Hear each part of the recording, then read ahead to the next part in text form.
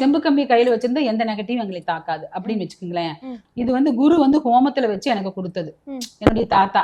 அப்ப நான் அதுல இருந்து இது வச்சுட்டு இருக்கிறேன். என்னுடைய மாணவர்களுக்கு நான் இதை கொடுக்குறேன். ஏன்னா நான் குரு தான் என்னுடைய மாணவர்களுக்கு. அதனால என்முகமா அவங்களுக்கு நான் இது கொடுத்துறேன். இது கொண்டு போகும்போதே ஒரு வீட்டுக்கு கொண்டு போகும்போதே ஒரு இடத்துக்கு கொண்டு போகும்போது இதனுடைய எனர்ஜி தெரிஞ்சிடும்.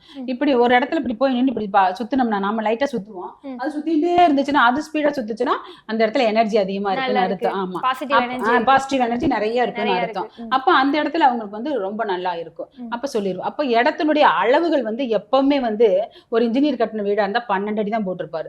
நாங்க 11 வரைக்கும் சொல்லுவோம். 10க்கு 11, 11க்கு 11. 12 அடி போடக்கூடாது. அது கருவறைக்கு போடுறது. 8 அடி போடுவோம். அது வீட்டுக்கு போடுறது. இப்ப நாங்க போய் பார்க்கும்போது இடத்த போய் பார்க்கும்போது என்ன ஆகுதுன்னா அந்த இடத்துல வந்து கரெக்டா 10க்கு 11, 11க்கு 11 போட்டா அது கரெக்டான ரூம். ஆனா 12 அடி போட்டு வச்சிருப்பாங்க அளந்து பார்ப்போம். அப்புறம் அந்த 2 அடிக்கு நாங்க இது போட்டு தான் கபோர்டு போடத்தான் சொல்லுவோம் நாங்க. வேற ஒண்ணும் வழி இல்ல. இந்த 2 அடி மறைச்சிட்டா அது கரெக்டா 10 அடி ஆயிரும். அது 10 அடி கரெக்டான அளவு.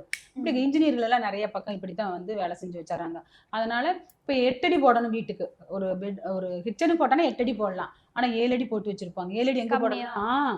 நாங்க நிறைய ரெமெடி பண்ணி கொடுத்துருக்கோம். ஆல்ட்ரேஷன் நிறைய பண்ணி கொடுத்துருக்கோம்.